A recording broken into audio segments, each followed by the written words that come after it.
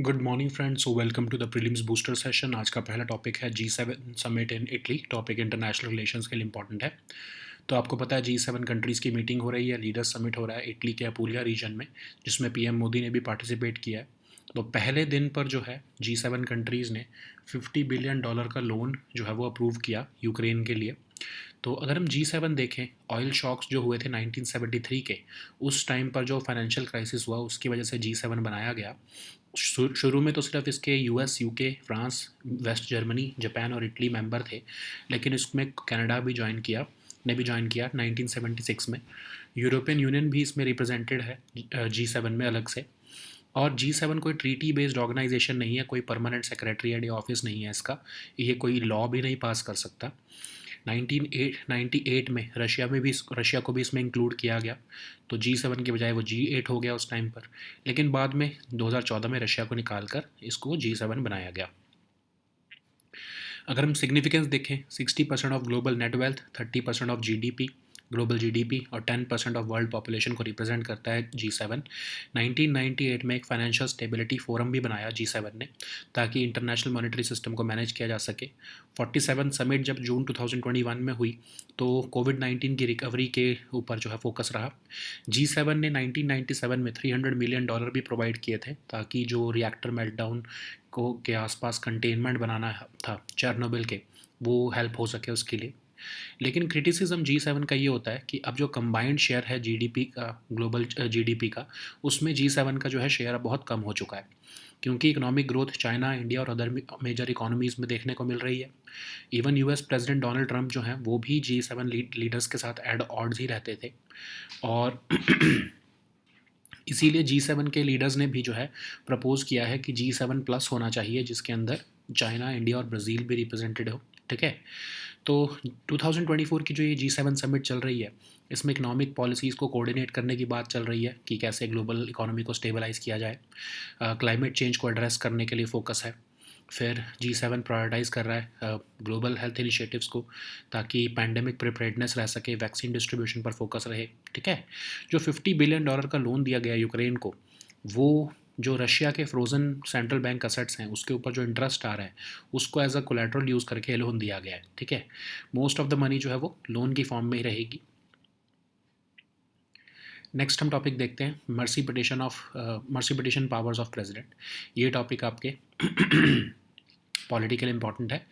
तो प्रेसिडेंट द्रौपदी मुर्मू जी जो हैं, उन्होंने मर्सी पिटिशन जो एक पाकिस्तानी नेशनल मोहम्मद आरिफ ने फाइल की थी, उसको रिजेक्ट कर दिया है।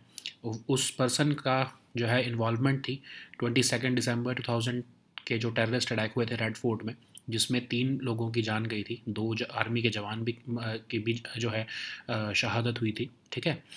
तो मर्सी पिटिशन और पावर्स ऑफ प्रेसिडेंट अगर हम देखें, तो mercy under article 72 of Indian constitution president के पास पावर है pardons, reprieve, respite, रेमिशन, suspension, remittance या कम्यूटेशन ऑफ सेंटेंस की। ठीक है।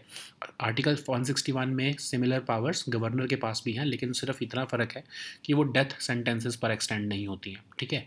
मारूराम वर्सेस यूनियन ऑफ इंडिया के केस में सुप्रीम कोर्ट ने कहा कि प्रेसिडेंट जो है वो advice of council of ministers पर ही एक्ट करेंगे, अब खुद की डिसीजन नहीं होता है उनका। ठीक है। तो कैबिनेट की एडवाइस पर है वो बाउंड होते हैं।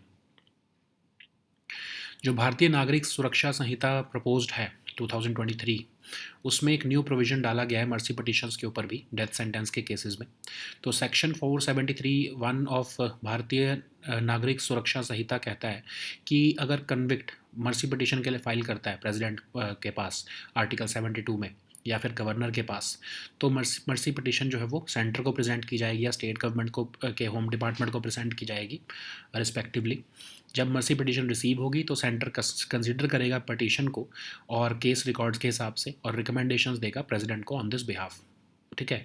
ऐसे ही प्रेसिडेंट डिसाइड करेंगे या डिस्पोज करेंगे प्ली को, और जो भी प्रेसिडेंट डिसीजन लेंगे वो किसी भी कोर्ट में जो है वो जाकर उसको चैलेंज नहीं किया जा सकता। तो इन अ नटशेल, ये प्रोविज़न जो है, जो प्रेसिडेंट के डिसीजन के अगेंस्ट जो अपील में चले जाते थे लोग मर्सी पिटिशन के, उसको जो है वो ख़त्म कर रहा है और प्रेसिडेंट के डिसीजन को फाइनल कर रहा है। कोर्ट्स अब कोई भी ग्राउंड्स नहीं देख सकेंगे कि प्रेसिडेंट ने कैसे फैसला लिया है कम्यूटेशन पे या फिर पार्डन पे, डेथ सेंटेंस पे, ठीक है। तो Bachchan Singh versus state of Punjab के केस में सुप्रीम कोर्ट ने कहा कि constitutionality of death penalty is valid, लेकिन इसको रेयरेस्ट ऑफ रेयर केसेस में ही देना चाहिए। अपूरू सुधाकर वर्सेस आंध्र प्रदेश के केस में भी कहा गया कि प्रेसिडेंट की जो पावर है या गवर्नर की जो पावर है वो जुडिशल रिव्यू को सब्जेक्टेड है। Shatrughan Chauhan versus Union of India के केस में कहा गया कि हर प्रिजनर के पास जो है वो आर्टिकल 21 जो राइट टू लाइफ है वो उसकी लास्ट ब्रेथ तक जो है वो वैलिड है, ठीक है। तो लॉ कमीशन ऑफ इंडिया ने भी अपनी 262nd रिपोर्ट में कहा है कि एब्सोल्यूट एबॉलिशन होनी चाहिए डेथ पेनल्टी की सारे क्राइम्स के से, एक्सेप्ट टेररिज्म रिलेटेड ऑफेंसेस या फिर कोई अगर वॉर वेज कर रहा है अगेंस्ट इंडिया, ठीक है। नेक्स्ट हम टॉपिक देखते हैं ग्रे जोन वॉरफेयर। टॉपिक आपके इंटरनेशनल रिलेशंस सिक्योरिटी दोनों के लिए इंपॉर्टेंट है। चाइना ने sophisticated grey zone warfare tactics शुरू कर दिए हैं ताइवान के अगेंस्ट। तो ग्रे जोन वॉरफेयर का मतलब क्या होता है? एक मिडल अनक्लियर स्पेस, ना ही फुल वॉर है और ना ही फुल पीस है, ठीक है। तो इकोनॉमिक एक्टिविटीज़ हो सकती है nefarious, influence operations, information warfare, cyber attacks, mercenary operations, assassinations, disinformation campaigns, ये सब जो है ग्रे जोन वॉरफेयर के अंदर आते हैं, ठीक है। तो चाइना अब जो इवन डेट ट्रैप्स के थ्रू या इकोनॉमिक सैंक्शंस के थ्रू भी जो है अपना ग्रे जोन वॉरफेयर एक्सटेंड करने की कोशिश करता है। तो प्रॉक्सी वॉर, चाहे डिस्टेबलाइजिंग इंसर्जेंसीज हो, लीगल वॉरफेयर हो, इंफॉर्मेशन वॉरफेयर हो, ये सब जो है इसका ही फीचर है। एक्सपर्ट्स का कहना है कि कोल्ड वॉर एरा में जब सेकेंड वर्ल्ड वॉर ख़त्म हुई तो जो यूएस और यूएसएसआर के बीच में राइवलरी शुरू हुई, क्योंकि दोनों कंट्रीज़ न्यूक्लियर पावर्ड थी, तो दोनों ने जो है ग्रे जोन वॉरफेयर का यूज़ किया रादर देन डायरेक्ट कन्फ्लिक्ट। तो एग्जांपल्स अगर हम देखें ग्रे जोन वॉरफेयर के, तो यूएस और यूरोप जो है रशिया के और चाइना के एक्शंस को ग्रे जोन वॉरफेयर में डालते हैं। चाइना की मिलिट्री प्रेजेंस जो है चाहे साउथ चाइना सी में हो, उसको भी ग्रे जोन वॉरफेयर का ही पार्ट माना जाता है। रिसेंट एक राउटर्स की रिपोर्ट के मुताबिक ताइवान ने कंसर्न्स दिखाए हैं कि पिछले 4 साल से जो है चाइना अपनी मिलिट्री एक्शंस इंक्रीज़ कर रहा है। चाइनीज़ फाइटर जेट्स आए दिन ताइवान स्ट्रेट्स में जो है वो फ्लाई करते रहते हैं। यूएस ने भी जो है सिमिलर टैक्टिक्स जो है एम्प्लॉय किए हैं, इकोनॉमिक सैंक्शंस लगाए हैं चाइना के ऊपर, ड्यूटीज़ लगाई हैं चाइनीज़ इंपोर्ट्स के ऊपर यूएस के से जो होता है, ठीक है। इवन मैरीटाइम रिकॉनेसेंस भी जो है करता है यूएस चाइना की। तो ये सब जो है ग्रे जोन वॉरफेयर का ही पार्ट है। अब ग्रे जोन वॉरफेयर को हम देखते हैं कि ये एक्शन जो है ये कोवर्ट या इनडायरेक्ट होता है, तो इसलिए डायरेक्ट इन्वॉल्वमेंट नहीं होती, कोई वॉर डायरेक्ट नहीं होती। और इसमें जानबूझकर ऐसा क्या किया जाता है कि सामने वाले को प्रोवोक किया जाता है। जब सामने वाला फिर फोर्स यूज़ करे तो आपके पास एक लेजिटिमेट राइट बन जाता है कि आप अपने सेल्फ डिफेंस में फिर उसके अगेंस्ट फोर्स यूज़ कर रहे हो, जैसा खासकर यूएस करता है, ठीक है। तो इसमें आप अपनी स्ट्रेंथ को प्रोजेक्ट करते हो, नॉर्मलाइज करते हो टेरिटोरियल क्लेम्स को, ठीक है। ग्रे जोन जो है कन्फ्लिक्ट वो ट्रेडिशनल स्ट्रेटजिक कंपटीशन से माइल्ड तो होता है, लेकिन इसका मतलब ये नहीं कि वो कम खतरनाक है। उसमें तो बल्कि सबसे ज़्यादा ग्रे जोन वॉरफेयर में सबसे ज़्यादा ये चांसेस रहते हैं कि फुल ब्लोन कन्फ्लिक्ट या इवन न्यूक्लियर कन्फ्लिक्ट में भी ये टर्न हो सकता है अगर मिसअंडरस्टैंडिंग हो जाए दोनों पार्टिसिपेंट्स के बीच में, ठीक है। तो चाइना की जो ग्रे जोन वॉरफेयर टैक्टिक्स हैं ताइवान के अगेंस्ट, तो इसमें जब से न्यू के ताइवान प्रेसिडेंट सिलेक्ट हुए हैं या इलेक्ट हुए हैं, तब से जो है प्रो इंडिपेंडेंस और सेसेशनिस्ट स्टेटमेंट्स दे रहे हैं वो चाइना के अगेंस्ट। और चाइना ने जो है अपनी ग्रे जोन वॉरफेयर को तेज़ी से बढ़ाया है ताइवान के अगेंस्ट, जिसके अंदर साइकोलॉजिकल ऑपरेशंस हैं, इन्वेजन सिनेरियोज सिमुलेट करके दिखाते हैं, वो इकोनॉमिक मेजर्स लिए जा रहे हैं। चाइना इवन कॉग्निटिव टैक्टिक्स भी यूज़ करता है, मतलब प्रोपेगेंडा वीडियोस फैलाना, लोगों के ओपिनियन को, ताइवान के लोगों के ओपिनियन को अपने फेवर में इन्फ्लुएंस करना, आइडियोलॉजिकल डिविजन्स क्रिएट करना। चाइना ने इवन प्रेफरेंशियल टैक्स रेट्स जो ताइवानीज़ केमिकल इंपोर्ट्स के ऊपर होते थे उनको भी सस्पेंड कर दिया, और अब एक तरह से अपनी इकोनॉमिक इंटरडिपेंडेंस जो है ताइवान की पॉलिटिकल कंसेशंस लेने के लिए उसको यूज़ कर रहा है चाइना, ठीक है। नेक्स्ट हम टॉपिक देखते हैं global economic prospects report. Topic आपके इकोनॉमी के लिए इंपॉर्टेंट है। तो इंडिया जो है वो फास्टेस्ट ग्रोइंग मेजर इकोनॉमी रही है 6.7% ग्रोथ के साथ। फास्टेस्ट मेजर इकोनॉमी रहेगी स्टडी ग्रोथ ऑफ 6.7% के साथ for next 3 years. Global economic prospects report 2024 जो कि वर्ल्ड बैंक ने रिलीज़ की है उसके हिसाब से ये कहा गया है। तो इंडिया में जो ग्रोथ है इस बार 8.2% रही है। ग्लोबल ग्रोथ जो है वो 2.6% रही है। तो इस रिपोर्ट का ये कहना है कि इंडिया की ग्रोथ चाहे इस बार 8.2% रही हो, पर अगले 3 साल में 6.7% के आसपास रहेगी एवरेज, और उसकी वजह से तब भी जो है इंडिया जो है फास्टेस्ट ग्रोइंग मेजर इकोनॉमी रहेगा। वर्ल्ड बैंक ग्रुप के बारे में देखते हैं, तो एक सोर्स ऑफ फाइनेंशियल और टेक्निकल असिस्टेंस है ये डेवलपिंग कंट्रीज़ के लिए। 1944 में ब्रेटन वुड्स एग्रीमेंट के थ्रू इसको बनाया गया था। वर्ल्ड बैंक ग्रुप में 5 डिस्टिंक्ट येट कॉम्प्लीमेंट्री ऑर्गेनाइजेशंस आती हैं। एक तो आपका IBRD, international bank for reconstruction and development, international development association, IFC, multilateral investment guarantee agency, और इक्सेड। इक्सेड में क्या है, आर्बिट्रेशन या डिस्प्यूट्स जो है वो सेटलमेंट की जाती है। ठीक है, इंडिया इक्सेड का मेंबर नहीं है लेकिन बाकियों का मेंबर है। नेक्स्ट हम टॉपिक देखते हैं ग्रेट स्कीम। टॉपिक आपके इकोनॉमी के लिए इंपॉर्टेंट है। तो एम्पावर्ड प्रोग्राम कमेटी जो है नेशनल टेक्निकल टेक्सटाइल्स मिशन की, उन्होंने 7 स्टार्टअप प्रपोजल जो ग्रेट स्कीम के अंदर थे उनको अप्रूवल दे दिया है। ग्रेट का मतलब क्या है, इसमें grant for research and entrepreneurship across aspiring innovators in technical textile. ये उन इंडिविजुअल्स या कंपनीज़ को सपोर्ट करने के लिए स्कीम बनाई गई है ताकि जो प्रोटोटाइप्स बना रही हैं ये इंडिविजुअल्स या कंपनीज़, उनको टेक्नोलॉजी या प्रोडक्ट्स में जो है कन्वर्ट किया जा सके और उसकी कमर्शलाइजेशन की जा सके। तो ये एक बहुत इंपॉर्टेंट है टेक्निकल टेक्सटाइल स्टार्टअप इकोसिस्टम को हेल्प देने के लिए। इस स्कीम के अंदर ग्रांट इन एड दी जाती है 50 लाख तक की for a period of 18 months. और टेक्सटाइल मिनिस्ट्री जो है एडिशनल 10% जो है टोटल ग्रांट इन एड भी देती है इनक्यूबेटर्स को, और सिर्फ मिनिमम 10% कॉन्ट्रीब्यूशन देना होता है इनक्यूबेटी को। ठीक है, तो टेक्सटाइल मिनिस्ट्री जो है उन्होंने 26 इंस्टीट्यूट्स को भी जो है लेबॉरेटरी इंफ्रास्ट्रक्चर और ट्रेनिंग ऑफ ट्रेनर्स के लिए जो है वो ग्रांट दी है ताकि टेक्निकल टेक्सटाइल्स की एप्लीकेशन एरियाज़ को फैलाया जा सके। ये स्कीम जो है नेशनल टेक्निकल टेक्सटाइल्स मिशन का ही कमेंसरेट है। नेक्स्ट हम टॉपिक देखते हैं आर्टेमिस अकॉर्ड। ये टॉपिक आपके साइंस एंड टेक के लिए इंपॉर्टेंट है, इंटरनेशनल रिलेशंस के लिए भी इंपॉर्टेंट है। तो आर्मीनिया 43rd कंट्री बना है जिसने नासा के आर्टेमिस अकॉर्ड्स को जो है वो साइन किया है, ज्वाइन किया है। तो आर्टेमिस अकॉर्ड एक non binding set of principles हैं जो कि सिविल स्पेस एक्सप्लोरेशन और यूज़ को जो है वो गाइड कर रहे हैं 21st सेंचुरी में। सेफ और प्रेडिक्टेबल आउटर स्पेस इन्वायरमेंट देना चाहते हैं। ये US के स्टेट डिपार्टमेंट और नासा का एक इनिशिएटिव है जिसके 7 अदर फाउंडिंग मेंबर नेशंस भी हैं, Australia, Canada, Italy, Japan, Luxembourg, UAE और UK।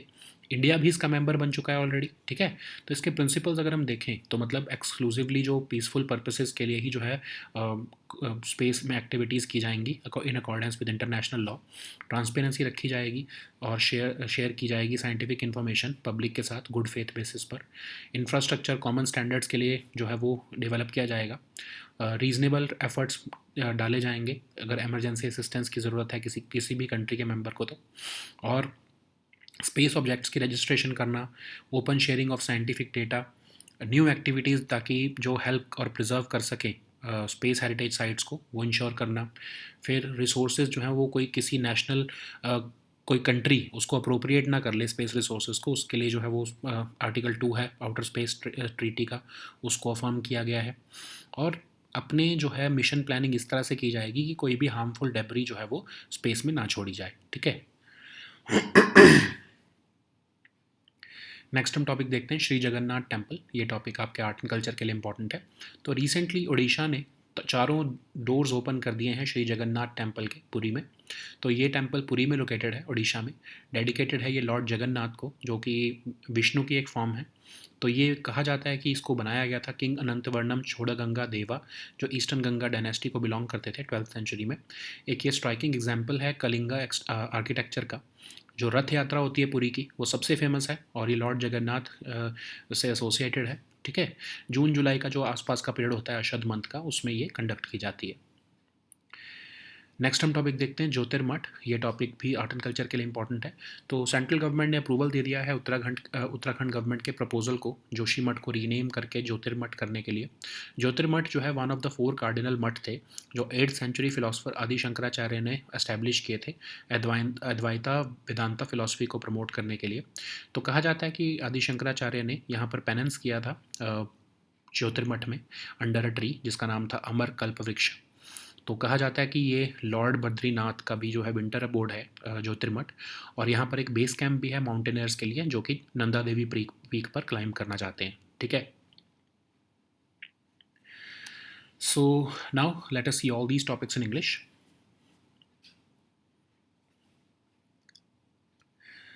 So the first topic is G7 summit in Italy. This topic is important for your international relations. So G7 countries are meeting for the leaders summit in Italy's Apulia region, and even Prime Minister Modi is also attending this summit. On the first day, the participating leaders have agreed to grant $50 billion loan to help Ukraine in its fight for survival. So, if we look at the origins of G7, then it lies in the oil shocks of 1973 and the corresponding financial crisis, which led the six leading industrial nations to decide to hold a meeting in 1975. These six nations were US, UK, France, West Germany, Japan, and Italy. And these countries were joined by Canada later in 1976. Even European Union is represented within this G7. Okay, so G7 is not a treaty based organization, nor it has any permanent secretariat or office. It cannot pass any laws because it is made up of separate nations with their own democratic process. In 1998, even Russia was formally inducted into this group, which transformed G7 into G8. But the group became G7 again after Russia was suspended from this group. Okay, so if we look at the economic significance of G7, then it represents 60% of global net wealth, 30% of global GDP, and 10% of world's population. In 1999, it created the Financial Stability Forum so as to manage the international monetary system. The 47th summit in June 2021 focused on the recovery from ongoing COVID-19 pandemic, and G7 also provided $300 million in 1997 to build the containment of the reactor meltdown at Chernobyl. Okay, so there is also criticism of G7. For example, it is being said the relevance of G7 has been questioned in the last few years because the combined share of its members in global GDP has fallen, especially since the economic growth of China, India, and other emerging economies has led to calls for more representative global governance structure, especially if we compare it with G20, which is considered more inclusive. Even the US President Donald Trump was not very comfortable with the G7 grouping. Leaders even proposed leaders have even proposed to have a reconfigured G7 plus, which would include a common eurozone representative, and it would also make space for China, India, and Brazil. So at the 2024 summit, the G7 aims to coordinate economic policies to stabilize the global economy. It will also be focusing on addressing climate change. G7 will also be prioritizing global health initiatives, including pandemic preparedness and vaccine distribution. During the ongoing G7 summit in Italy, the participating leaders have agreed to engineer a $50 billion loan to help Ukraine in its fight for survival. So this money would come through the interest, which would be earned from the profits made from Russia's frozen central bank assets, and these would be used as collateral. Most of the money would be in the form of a loan only. Okay. So the next topic is mercy petition powers of the president. So this topic is important for your polity section. So President Draupadi Murmu ji has rejected a mercy petition filed by a Pakistani national Muhammad Arif, who was sentenced to death for the December 2000 terrorist attack at the Red Fort, in which 3 people, including 2 army jawans, were killed. So the Article 72 of Indian Constitution provides for the president to have the power over granting pardons, reprieves, respites, remission of punishment, or even suspension, remission, commutation of the sentence of any person convicted of a death sentence. So of course, like this, even the governor of a state is empowered under Article 161 to confer pardoning, and he or she is conferred with the pardoning powers, except in the cases of death sentences. Okay, so in Maruram versus Union of India case, Supreme Court held that while deciding mercy petitions under Article 72, the president must act on the advice of the Council of Ministers, which means that president is bound by the cabinet's advice. Okay. In the newly introduced Bharatiya Nagarik Suraksha Sanhita, which is the proposed replacement of CRPC, there are provisions for mercy petitions also in death sentence cases. Section 473(1) of Bharatiya Nagarik Suraksha Sanhita allows a convict to file a mercy petition before the President of India under Article 72 or before the Governor under Article 161, and when this mercy petition would be filed, it would be presented to the Centre or State Government's Home Department respectively. On receiving the mercy petitions, Centre will consider this petition along with the case record, and it will make the recommendations to the President on this behalf. The President will then decide and dispose of the plea, and no appeal shall lie in any court against the order of the President. Okay, so the motive of this provision was to do away with the appeals against the President's decision on mercy petitions, so thereby making it final, which also means that courts will no longer be able to go into the grounds on which the President pardons or commutes the death sentence. Okay, so in Bachchan Singh versus State of Punjab case, Supreme Court had already upheld the constitutionality of the death penalty, but it established that the death penalty should be awarded in rarest of rare cases. In Epuru Sudhakar versus Andhra Pradesh case, Supreme Court held that powers of the president or governor are subject to judicial review with respect to this pardoning powers. In Shatrughan Chauhan versus Union of India case, Supreme Court had observed that every prisoner enjoys these right to life of under Article 21 till his last breath. So if there is any undue, unexplained or inordinate delay in execution due to pendency of mercy petitions, court will be within its powers to commute the death sentence into life imprisonment. Okay. So even the Law Commission of India report in 262nd report of 2015 recommended that there should be absolute abolition of death penalty for all crimes except for those which are related to terrorism or for waging war against the Indian state. Okay. So the next topic is gray zone warfare. This topic is important for your international relations and security section. So China has adopted sophisticated gray zone warfare tactics against Taiwan since the new president has assumed charge in Taiwan. So gray zone warfare generally means a middle unclear space which exists between direct conflict and peace in international relations. It can include a multitude of activities like nefarious economic activities, influence operations, cyber attacks to mercenary operations, assassinations, disinformation campaigns, even some economic actions can be included like debt traps or economic sanctions. So activities in this gray zone warfare have always been a feature of great power competition. It also includes proxy wars, destabilizing insurgencies, legal warfare, or information warfare.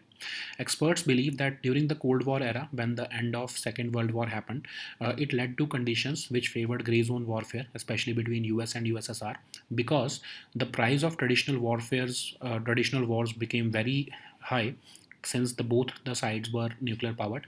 So because of this, countries are trying to achieve their goals by being aggressive in secret or by hiding. So experts from the US and Europe have characterized the actions of Russia and China recently as examples of gray zone warfare. It also includes the Chinese military's presence in the South China Sea. A recent Reuters report also mentioned that Taiwan has been expressing concerns for the past 4 years about China's increased military actions. For example, Chinese fighter jets fly over the Taiwan Strait regularly. Analysts have also claimed that US is also engaging in similar tactics like economic sanctions against China, imposition of duties on Chinese imports to the US, and along with that, even maritime reconnaissance is done by US timely. Okay. So in gray zone warfare, action is often covert or indirect. That's why it does not get into this fight does not get into open.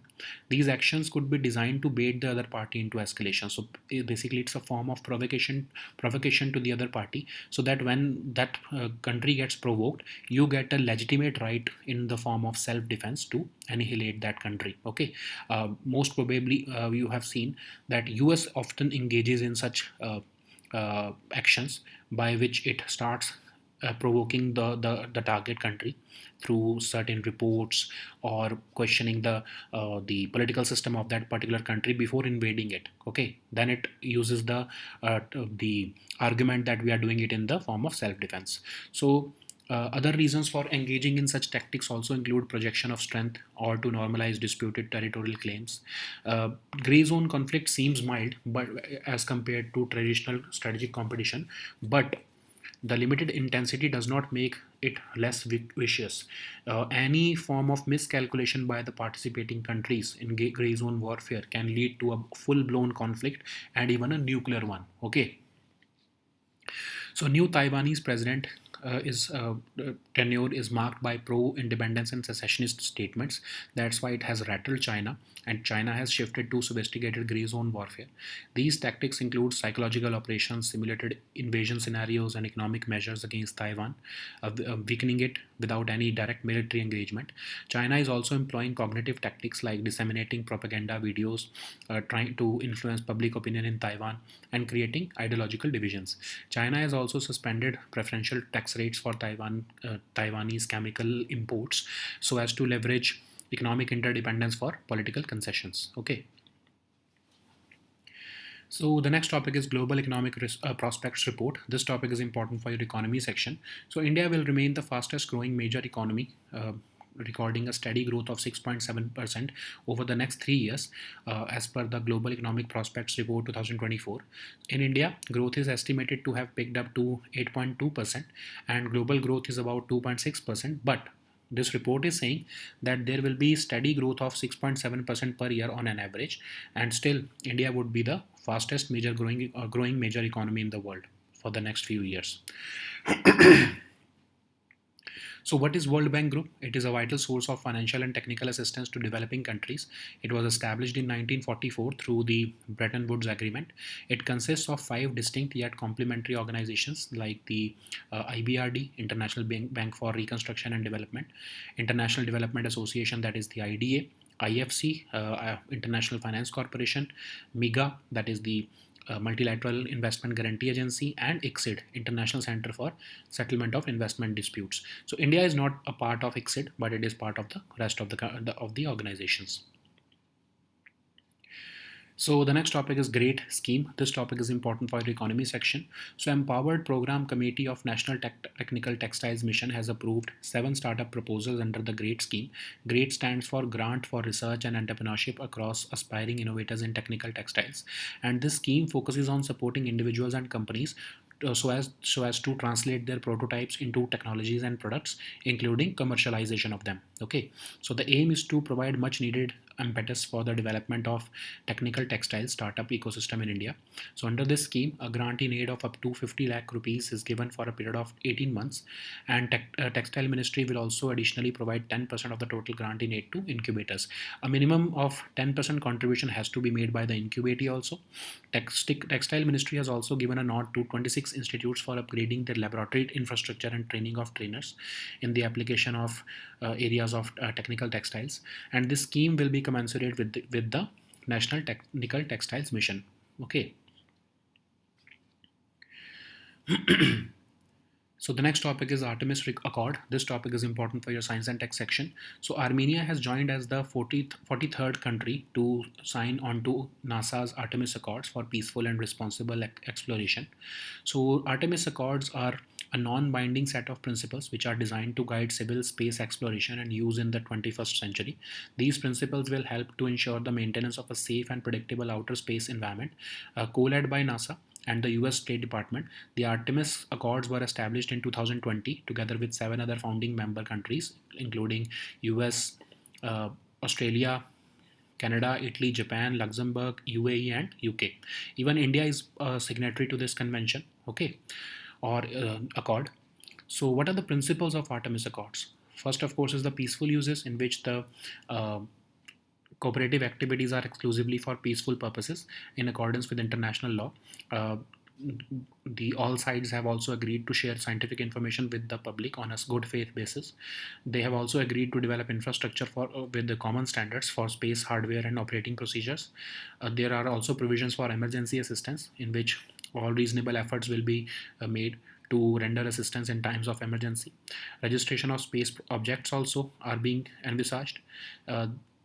Open sharing of scientific data, ensuring that new activities help preserve and do not undermine space heritage sites of historical significance, will also be ensured. Signatories will also affirm that extraction of resources do not constitute any national appropriation, and it will remain the part of collective humanity as per the Article 2 of Outer Space Treaty. Okay, deconflicting of space activities is also being ensured, and signatories have also agreed to limit harmful debris in orbit through mission planning, which includes selecting flight orbital profiles so as to minimize conjunction risk, minimizing debris release during the operational phase, timely passivation, and end of life disposal. Okay. So the next topic is Sri Jagannath Temple. This topic is important for your art and culture section. So recently Odisha has opened all 4 doors of Sri Jagannath Temple in Puri, which is located in Puri, Odisha. It is dedicated to Lord Jagannath, which is a form of Hindu deity Vishnu. It is believed to have been built during the reign of King Anantavarman Chodaganga Deva of the Eastern Ganga dynasty in the 12th century. It is a striking example of Kalinga architecture. So the Puri Rath Yatra is the important festival which is associated with this temple, and it is conducted during the bright half of the lunar month of Ashat, which falls between June and July, and it lasts for 9 days. Okay. So the next topic is Jyotirmat. This topic is important again for your art and culture section. So central government has approved the Uttarakhand government's proposal for renaming the Jyotishimat Tehsil as Jyotirmat. Jyotirmat is one of the four cardinal mutts which were established by 8th century philosopher Adi Shankaracharya ji to promote Advaita Vedanta philosophy.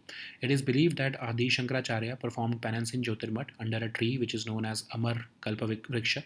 It is also known as the winter abode of Lord Badrinath, and it is also a base camp for mountaineers who are attempting to climb the Nanda Devi peak. Okay, so these were our topics for today, and the team Raj Malhotra wishes all of you who are appearing for the UPSC prelims exam tomorrow a very good luck, and we'll meet next time on Monday now. Until then, goodbye and take care.